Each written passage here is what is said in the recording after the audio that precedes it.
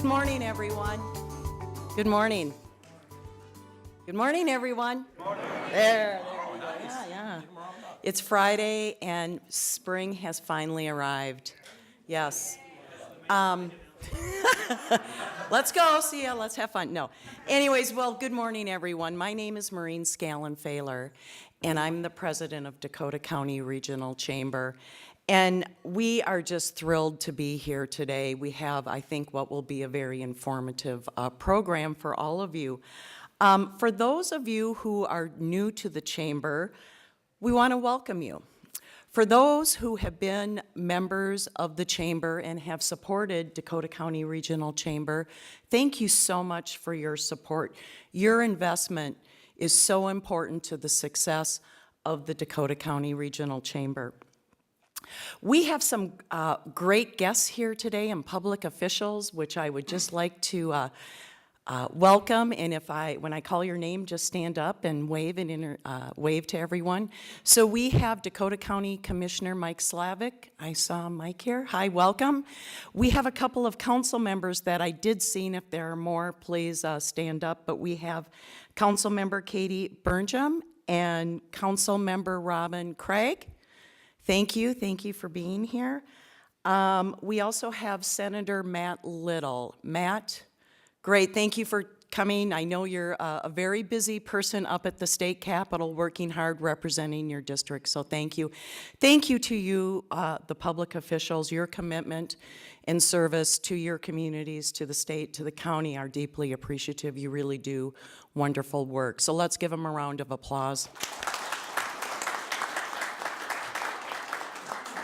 Dakota County Regional Chamber is a dynamic network of businesses and individuals organized to deliver economic opportunities for its members. And Dakota County serves multiple cities in Dakota County, and I am just thrilled and honored that we can have such a thriving community of the city of Farmington in our official footprint. This is a fabulous community and is a thriving community, and I know we'll be hearing more when the mayor makes his remarks, but I really am just honored to have such a great business community, civic community. Superintendent Jay Hagan, thank you so much for being here. Phenomenal school district. This is what makes communities great, is when you have thriving business, thriving local government, and school districts coming together to work for that common cause. And I believe, Mayor, you have a successful recipe, and it's only going to get better. Just quickly, the Dakota County Regional Chamber Board will be getting together later, early summer, to reinvigorate its strategic plan, and we're really going to be rolling up our sleeves. And one thing that is very important to me as the new leader is to really engage in community outreach. So you're going to be seeing more activities with Dakota County Regional Chamber engaging in the local official cities that we serve. So I'm really excited about that. And again, we're very appreciative of the relationships that we have with the city of Farmington, with the local officials. Senator Matt Little, thank you so much for your support. Dakota County, we just had the state of the county. So again, we are just thrilled to be partners. Thank you so much to David for all your work and your staff today for putting on State of the City. I know it will be a wonderful event. When we are together, and this is our theme for Dakota County moving forward, we are better together. And when we come together, we are better. So I want you to remember that theme as we're moving forward and as we're working closely with the businesses in and around the city of Farmington and Dakota County. But now for the big event, it is an honor and a privilege to be able to, the big event, yeah, is to introduce Mayor Todd Larson. And you are in your second term? Third term. So he has been a long, yeah, it's an old bio. So the last bio, the bio that I had said he's turning 50. I wish. You wish. You're 50 forever. That's kind of where I'm at. But I know Mayor Larson has been very active in the community and works tirelessly representing you, the businesses, and the community. So without further ado, I'm just turning it over to you, Mayor. Perfect, thank you. Appreciate it. Again, thank you all for coming, and Maureen forgot a couple things that I just want to address. LaRue is here, LaRue Cos. Everyone loves LaRue. And Matt Little, thanks for bringing your hair. Appreciate it. So I'm sorry, Matt. I think I did that one other time to you, too. So I'm Mayor Todd Larson. I'm in my 10th year as mayor of Farmington. Is this working okay? Can you guys hear me all right? Okay. And I told Justin I wouldn't pick on him if he sat in the front row, but it's not going to happen. I'm going to pick on him. So it's kind of like church. Everyone sits in the back and no one sits in the front, and I guess it's that way everywhere. So I'd like to thank the Dakota County Regional Chamber for hosting this event. And she stole my thunder by introducing everyone that I was going to introduce. So today I'd like to talk about council priorities and highlight some of the good things that are happening in Farmington. So serving on the city council, our council members Robin Craig that just got introduced, Katie Burnjelm that got introduced a little bit ago, Jason Bartholomew is not here, and Terry Donnelly is not here.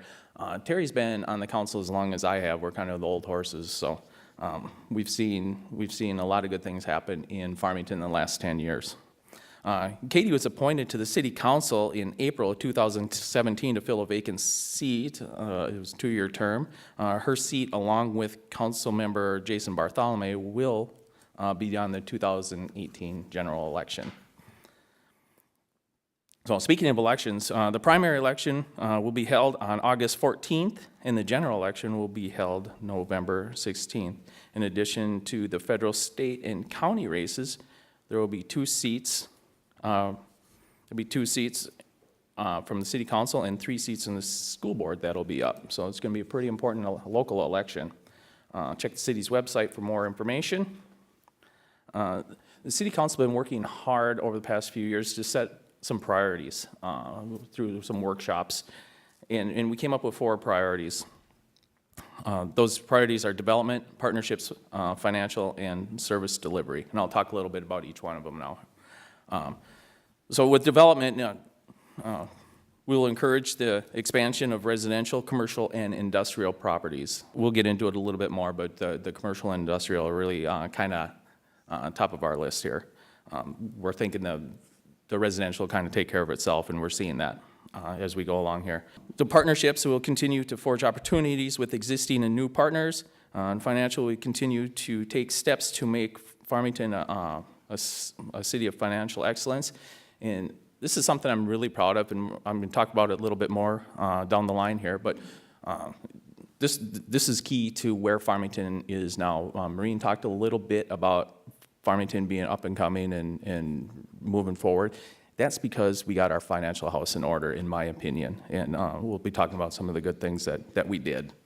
And service delivery, the city staff will endeavor to provide core government services at high quality levels. I want to talk a little bit more about development here in the, as far as the priority. The city's been extremely busy in this area. In case some of you don't know, Hy-Vee, Aldi, Taco Bell have purchased land in the Vermilion River crossing development. Matter of fact, I think there's only 1 lot left out there. So all the documents that have been approved, we're just waiting for them to build. Just build, please, please. I offered to go out there with a shovel and start digging footings for them if they want me to. I just want something to happen. Yeah. So I'll do whatever it takes, but just so people know, I think it's all but 1. Where's Adam? Adam, is it all but 1 lot? One lot available out in the Vermilion River crossing. So that was one of my goals when I first became mayor, is to let's get this going. Let's get the commercial going. Use some retail out there. And it's just such a long process, but we've done all we can. The lots are available. The lots are sold. We're just waiting for them. So along with that, Easy Auto is rebuilt on the corner of Elm and 4th. I don't know if you guys know where that is, but they had a tragic fire right after we bought the building. Really, then it burnt down, and lucky for him and lucky for us, he was able to rebuild with an incredible building out there right now. Family Chiropractic, located in the Tamarack Center, is expanding. Trinity Care Center is expanding. The city issued 45 residential and 1 commercial building permit in 2017, and the city's estimated population is just under 23,000 people. So we've really grown a lot. And the 45 residential building lots is disappointing to me. I was expecting a lot more. I would like to see a lot more than that, but we're kind of out of really good lots, developable lots. But we got some coming in, and we'll talk about it here in a little bit. So this year should be a lot better.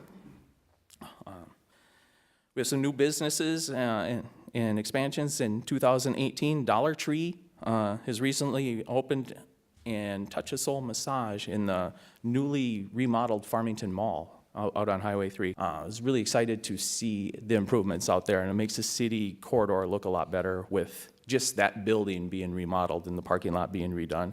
Also, McDonald's is going to remodel this year too. Farmington Tap House is open next to the Long Branch. So I talked about the city being out of lots, basically out of good lots to build on. But we have a new development coming in over by the high school on Flagstaff Avenue called Regatta Fields. It's going to be 63 lots, single-family lots out there. Like I said, it's just a little bit south of the high school. We're excited to see that come into fruition. I know the equipment's out there, so they're ready to start grading if it ever quits snowing. So the city hosted ribbon cuttings for several new businesses and special events in 2017 and 18.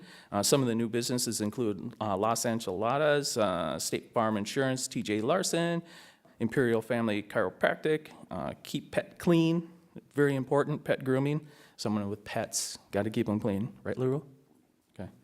Okay. The Legacy of Farmington, which is I don't know if you guys seen the Legacy of Farmington building out by the Catholic Church. We're very excited to have them coming into Farmington. At BAT, we did a ribbon cutting for them. Illuminations across the street here from City Hall, and Serenity Massage Therapy were some of them. So ribbon cuttings and special events were also held at American Family Insurance, Pam McCarthy. The Cakery in Farmington had a grand reopening, and Trinity Campus celebrated their 50th anniversary, and that was a really special event and really, really hot. The city has grant programs available for homeowners and businesses. The Community Development Block Grants are available for home improvements and commercial rehab throughout the city. And financial support program for the senior center is also part of that program. And what that is we dedicated some money to the senior center to help those seniors that either couldn't afford to be members of the senior center, or some of them couldn't afford to go on some of the trips or do some of the programs. Now there's money available from the city for them to help the seniors feel more part of the community. So really proud of that one. And the EDA also developed a downtown facade program, grant program that's available for businesses zoned B2 and B3 within the downtown business areas. And that's exactly what it is. This is city money, so it's not federal money. So it's designed, the facade program is really designed to help the businesses improve the facade of their building, basically. So not only the front, but also the back, because we're going to talk about a little development that the city's got going on, and we are looking for some money, or they'll be looking for some money to improve the back of their buildings also. The EDA has made more funding available to landowners through the site readiness program. Matching funds up to $5,000 be used for preparing their land for development. Farmington, the first city to ever have one of these programs put in place to help landowners get their land, up to speed for development. So just another way the city's trying to encourage development. So the city council and staff had begun discussions on the development of the Rambling River Center Plaza area in the parking lot facing Oak Street. The first phase will be included in the CIP for 2019. And we're also looking for partnerships in this project. So if you're interested in partnering with the city on this plaza project, contact City Hall. And the plaza is just exactly what it says. The parking lot outside of the senior center is in tough shape, and we're going to rebuild it anyway, or have to redo it anyway. And so this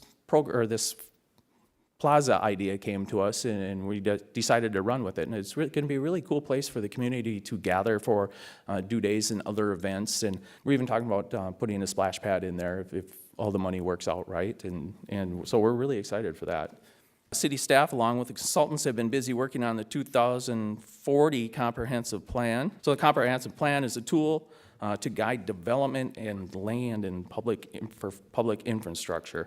And a survey was conducted, and the results showed residents feel what makes Farmington a great place to live are it's a friendly, safe, welcoming community, has a hometown feel, not a small town feel.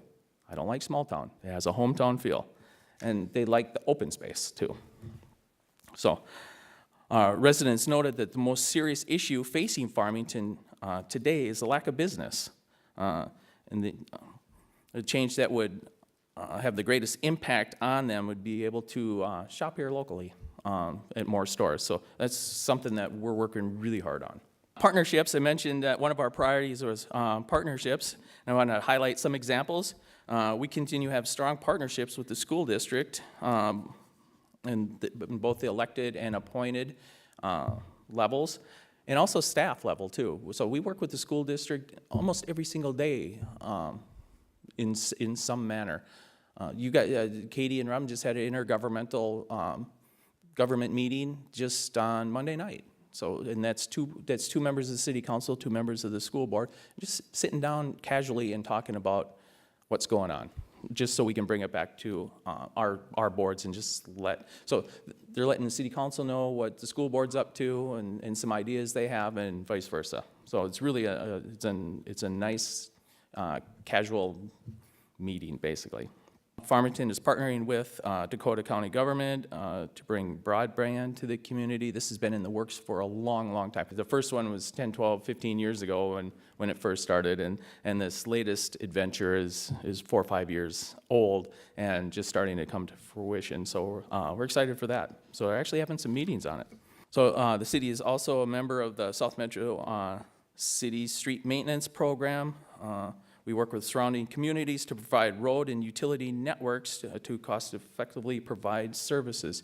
And Katie, this main thing that comes out of this is seal coating, right? Seal coating, crack sealing. So what it is the Dakota County communities all get together. So instead of each community bidding out separately, we bid out one big lump sum, and we're able to get the services at a cheaper price. So council members and town board members serve on joint committees also. So we have a Farmington Empire, Farmington Castle Rock, Farmington Eureka joint meetings. Not so much with Eureka, but we try. So, and the city and the USDA have reached an agreement for the USDA to lease the upstairs expansion space at City Hall. So they'll be moving upstairs here in October. So we're excited about that and being able to lease out some empty space that we've had for a long, long time. And I'll be talking more about partnerships throughout this presentation. So finance.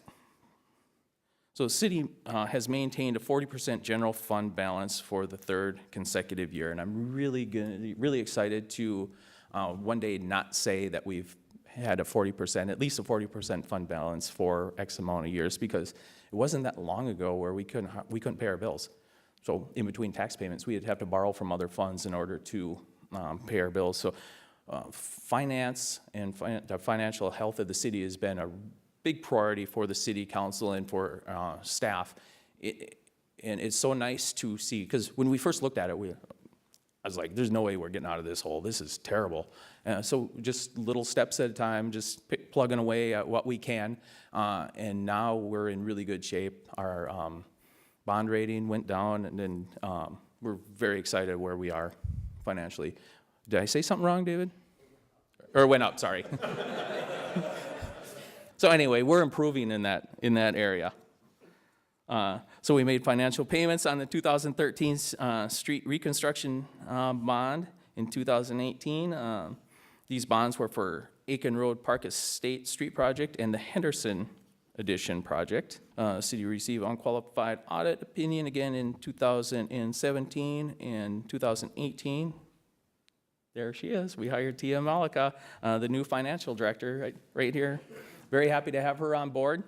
She had some really big shoes to fill, and she jumped right in and filled them, so we're excited for that. Liquor operations, we'll talk a little bit about liquor operations. In 2017, they helped fund a variety of items, and pay attention to these numbers, because again, with our financial health of the city, it wasn't that long ago when the liquor store was barely open. Barely open. We were considering closing it because it just wasn't making any money. But we brought in Joel Peterson as a new manager, and he implemented some changes. We implemented some goals, and now we're able to, and this is just some of it here, $90,000 from the liquor stores went to trail maintenance projects, $10,000 park signs, $45,000 for city snowplow and maintenance vehicle in the Public Works Department, $52,000 in building maintenance projects funded through the liquor store. We couldn't do that not that long ago, so very proud of this. And that's money that's not tax money, which is nice. That's not money that has to come out of the general fund. This is stuff that the city needs and things that need to be done, and we didn't have to use tax dollars for it. So again, Blair Peterson and his staff have made the liquor stores a fantastic operation, and we're so proud of them. And the liquor store also sponsored Ramble Jam and 2 Music in the Park programs. This liquor store supported Flavors of Farmington during the Dew Days, at the Rambling River Center, Trinity Care Center, and the Farmington Fire Department. So they're doing great things for this community. Due to the general support from the liquor store customers, the stores made the following contributions. $7,446 was raised by the liquor stores for animal donation drive in April of 2017. The proceeds were donated to the Farmington Police Department for their canine unit. $3,130 was raised to support our troops donation drive in July of 2017. The proceeds went to the Yellow Ribbon Network here in Farmington. And monetary and food donations equaling 17,916 pounds of food were donated to the food shelf, local 360 communities. So liquor operations is doing some wonderful things here in Farmington. Like I said, it wasn't that long ago we considered closing them down.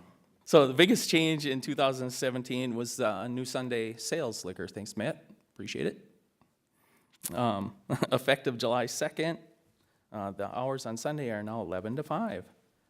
There were also 4 wine tasting events throughout the year. These events are held at Kelt's pub right here in Farmington. Fun events, great fun. Right now the liquor store has a food donation program going on right now. So bring in a non-perishable, you see what they do with it. But also if you give them $15, you will get a wine membership for a year.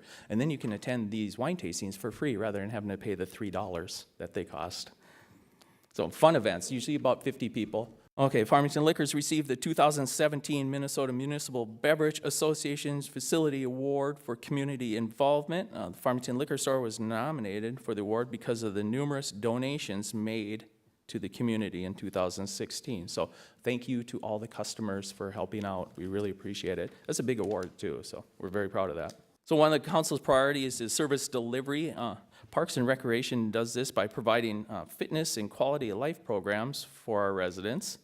Our Rambling River Center is a special place for seniors to gather and participate in programs, fitness activities, and special events. Fundraising and donations in the amount of $18,471 was generated through 10 fundraising events and solicitations of specific donations. These donations allowed the Rambling River Center to purchase a new puzzle table, library bookshelves, and chair carriers. So, and a new grill was also donated for the use of waffle breakfast and other events. 2017 marked the 25th annual Arbor Day celebration. There were 25 fifth graders from Aiken Road Elementary School that helped plant 10 trees in North Creek Park. And I was out there too. I don't know if you can see on the picture. Freezing. It was cold out there. Man. So those didn't bother those kids at all. I was a big baby, but they went right at it. So trail signage has been installed at Jim Bell Park Preserve and Preserve, the Meadow Park Meadowview Park, and the Prairie Waterway. These signs were made possible through the Farmington liquor stores. And these signs are really cool because when you're out in the park and you see the sign, they tell you exactly where you are, and it shows you how many miles you're walking or running or whatever around, and special waypoints, and they're really nice signs. So thanks to the Parks Department and the liquor stores for helping do that. The Vermilion River Bank stabilization, it was a huge project that was long overdue. This is done in partnership, again, another partnership with Vermilion River Watershed Joint Powers Organization, Dakota County Soil and Water Conservation District, and the Minnesota Department of Natural Resources. The riverbank was stabilized, and habitat restorations were funded by a $255,000 Metro Conservation Legacy Fund grant. The trail removal and replacement were funded by revenues that exceeded expenses in the 2016 general fund budget. And the outcome of this project was to move the river channel further away from the trail. The riverbank was then revegetated, and 483 feet of trail was removed and replaced. And also there's some really nice seating opportunities out there on rocks and stuff. This project turned out really well. And like I said, long overdue, because I think the river was starting to undermine the trail, so it was getting to be kind of unsafe. Again, happy with the results, even though it rained like every single day when they were trying to do the project. Residents also continue to enjoy the use of the outdoor skating rinks as well as the ice arena. The ice rentals and revenues are continuing to increase. And again, Randy, I want to talk a little bit about the revenues and stuff and the financial health of the ice arena. When I first became mayor, we were putting money in to keep the ice arena open. I can't remember how much, and it was probably $10,000, $15,000, $20,000. So we made it a goal to make that ice arena at least break even. It should at least break even. Randy and his guys and gals were able to go in there and make the changes and meet the goals that the city council requested. And now I think this year they made profit, roughly $10,000. So, and that money just stays in the ice arena and goes again for building maintenance and stuff like that. So, no longer does the general fund or the tax dollars have to go in to help keep the ice arena open for the community. They're self-sufficient right now, and thank you for that, and thank your staff for that. Skating lessons, summer ice, and special events such as Minnesota Wild Youth Hockey Night take place throughout the year. And now turf is installed for recreation activities April and May. In 2017, the city hired Katie. We couldn't be happier with the job that Katie's doing. So she's the city engineer slash public works director. Like I said, we're very happy to have Katie on board. Public Works includes several divisions to provide basic road and utility services to the city. And our employees maintain 85 miles of streets.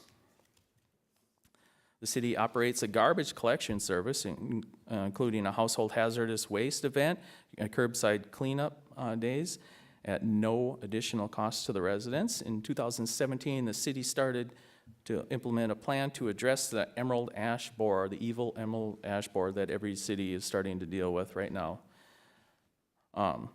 So what we're doing is we're protecting the healthy trees that there are no signs of the emerald ash borer, so we're doing what we can to protect those from getting it. And unfortunately, some trees will have to be cut down, but we're also taking the price we got from the contractor and extending it out to the residents for trees that are not on city property. So the residents have an opportunity to protect their own trees at the same price that the city is paying. The city completes pavement management on 85 miles of roads and 45 miles of trails on a 7-year rotation. So we do this seal coating on a 7-year rotation on both the streets and the trails. In 2018, MnDOT will be doing an overlay on Highway 50 from Highway 3 to Highway 52. So that'll be starting Monday, so be prepared for extra traffic out there. Dakota County will also be overlaying Pilot and Knob from 190th Street to 170th Street. Both projects will consist of resurfacing, sign replacement, ADA upgrades, and miscellaneous improvements. The Pilot and Knob project will address a 1-block trail gap on the east side of Pilot Knob, allowing a continuous trail route to the north. So it's going to be a busy construction season in Farmington. 2017 proceeds from the liquor store operations were generated to address the replacement of a number of trail segments. These segments will include replacement of the part of the Prairie Waterway Trail System, and work will take place this summer. So there's some trails out there that are in pretty bad shape, and we're able to use some funds and go in there and replace them. So Westview Acres is a project that will redirect the sanitary sewer and allow for the elimination of one of the city's 5 lift stations, replace the aging water system, and improve overall drainage in the neighborhood by actually putting in some storm sewer.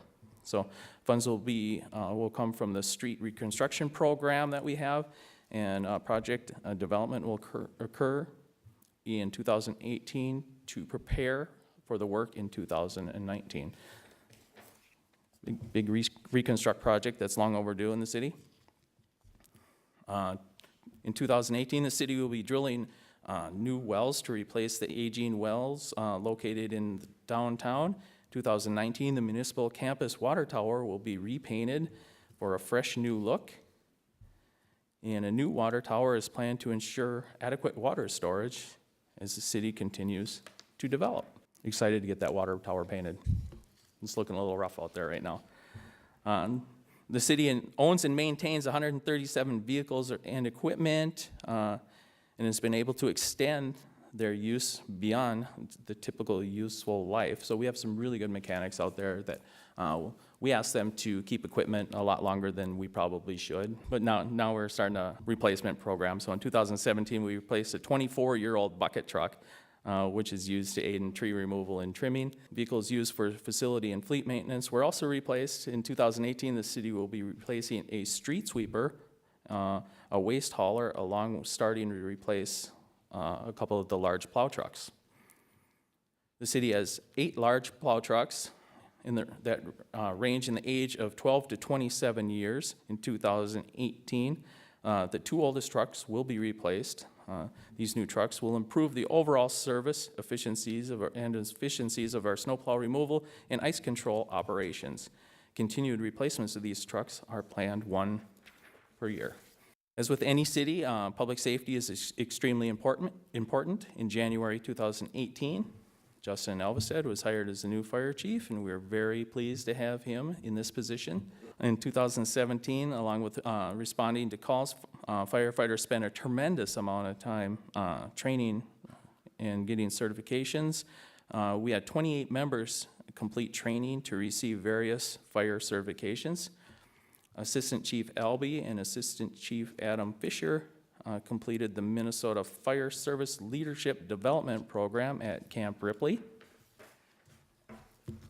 And Assistant Chief Albee was an inaugural recipient of the Dakota Spirit of Excellence Award from Dakota Electric Association. That was a fun day. The award highlights the first responder who demonstrates leadership, dedication to serving others, teamwork, integrity, and other attributes. So congratulations to Chief Albee, and thank you very much to Dakota Electric.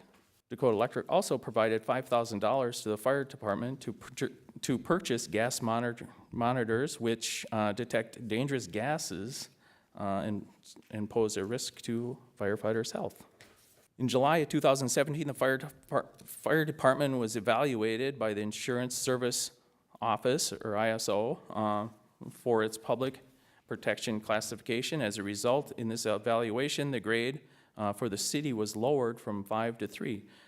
So the price of fire insurance in the community with a good classification grade is substantially lower than in a community with a poor grade. So the new grade of 3 became effective in February 1st of 2018. And that's some more good news. No one wants to pay too much for insurance. So the police department had some retirements and new hires in 2017.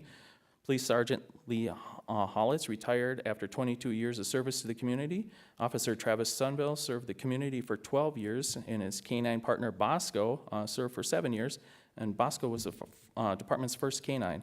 And Officer Brianna Larson left the department after 13 years to become a social worker. So we'd like to thank them for their service, and this is something that the city doesn't deal with that often, is retirement of police officers. This is the first time in my 10 years or 9 years that I've seen it, so it's relatively new to me. But we have some new faces on the fire department in 2017 and 18, and they are Officer Keaton Rubin. We are extremely lucky to get Bobby Lambert, and Officer Lacey Newman joined the department. We're very pleased to have them. And Lacey was a student here in Farmington, and the story is she wanted to be a veterinarian until she did a few ride-alongs in high school with the Farmington Police Department and changed her mind, and then went into law enforcement and worked up north of the cities for a while, and now she's back home, so we're happy to have her. Andrew Bellows was promoted to sergeant in December 2017. He has served Farmington as a field training officer, worked on the drug task force, and serves as a use of force instructor. So the Farmington Police Department also has a new canine, Odin. I haven't met Odin. I got to meet Bosco when Bosco was a little puppy, and so me and Bosco had a thing. You know, we were pretty tight.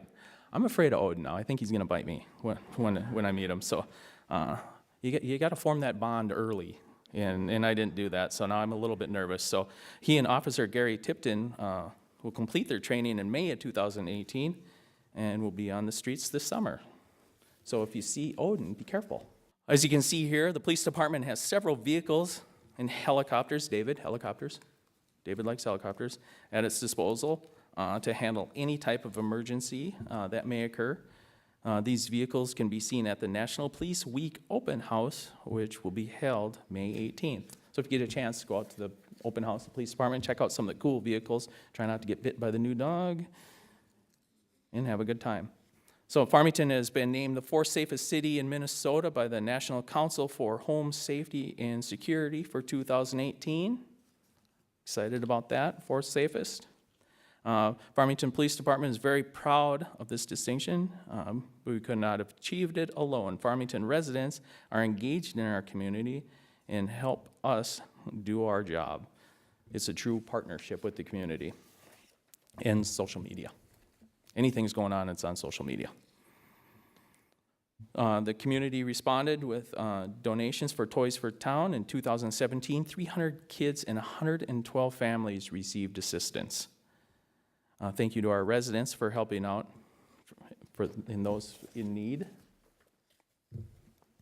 Communications. We have several ways to communicate with our residents. The city news and recreation guide is mailed quarterly. The publication provides information on what's happening in the city government and parks and recreation opportunities. Residents can access the city's website at farmingtonmn.gov, new address. The website is also available through a mobile app, which I use all the time, which provides quick links to popular services on the city website. Website visitors may subscribe to e-notifications and receive email notifications for garbage and recycling, street maintenance, snow plowing and parking, weather cancellations and closings, and many more categories. You can also go on the website to apply for jobs. Residents can report issues that they notice that need attention through Farmington Fix. And our cable channel is 187, where the residents can watch live broadcasts and replays of the city council meetings and planning commission meetings. How exciting is that, huh? Public service announcements are also available on this channel. Cable channel 187 is made available through the Apple Valley, Farmington, Rosemont cable commissions. And we're in the process of refreshing the city logo, and it'll be rolled out in the next few months. I've mentioned numerous donations from organizations and individuals, and I'd like to take a minute to thank each and every one of you. Each donation, whether monetary or through your volunteer service, provides a great benefit to help the city prosper and grow. I also want to thank the boards and commissions members who provide recommendations to the city council on countless projects and topics. We cannot provide all these services to our residents without all your help. So the city is looking forward to a great 2018. We'll continue to focus on our priorities and bring our residents the best service possible. And thank you for putting your trust in me as your mayor and to the council members who lead Farmington into a promising future. And that's it.